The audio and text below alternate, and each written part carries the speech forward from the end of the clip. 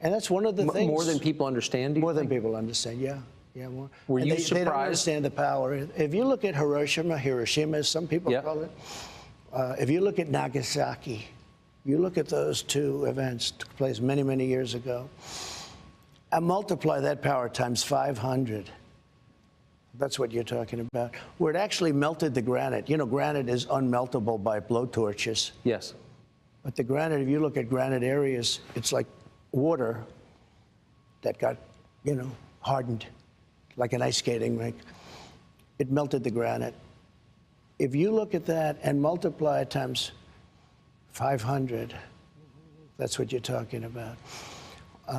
When I listen to people talk about global warming, that the ocean will rise in the next 300 years by 1/8 of an inch, and they talk about this is our problem. Our big problem is nuclear warming. I mean, nobody even talks about it. The environmentalists talk about all this nonsense in many cases. Look, I'm an environmentalist also, I guess, in my own way, because I've done a good job with the environment. But nobody talks about nuclear, the problem we have, the biggest problem we have in the whole world. It's not global warming, it's nuclear warming.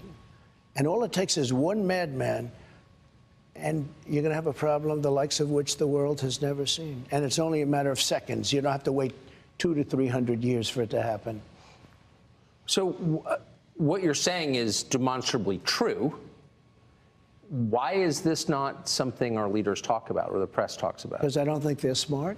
I don't think they get it.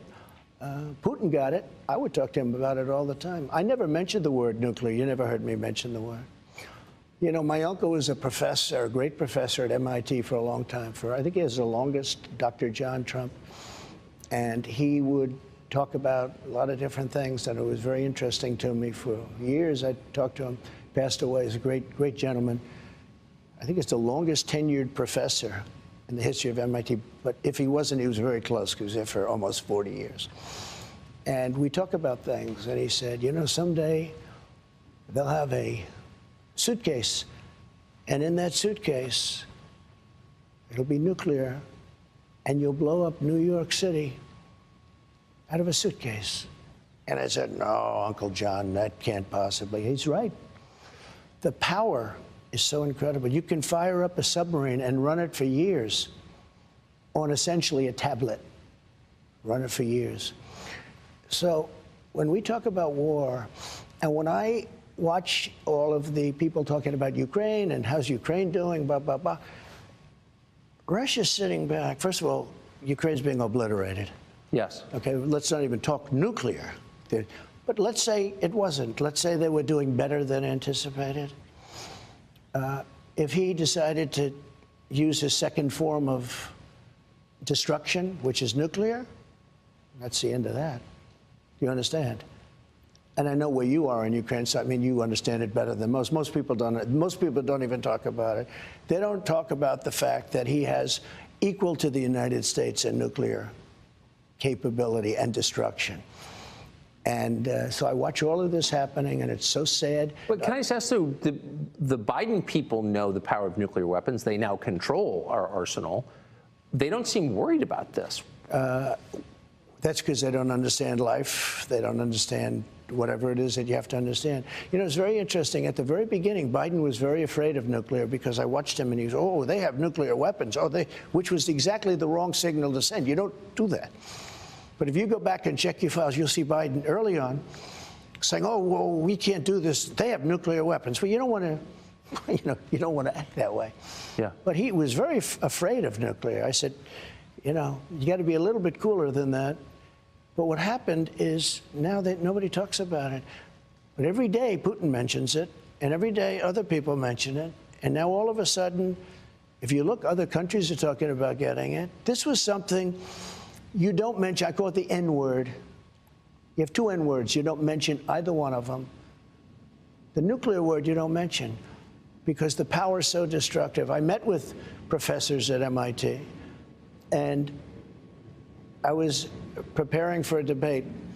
I wouldn't say it was a long preparation, but I did want to talk about nuclear, because I consider it to be the single greatest threat the world has, far greater than global warming, like not even a contest.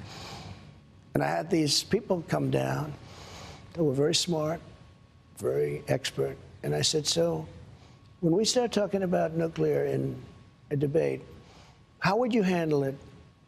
And they looked at me, one in particular, and said, sir, you can't talk about it. You cannot talk about it. I said, what does that mean? He said, it is so massive, it is so destructive that you cannot talk about it. I understood exactly what he meant. And we stayed away from it for the most part.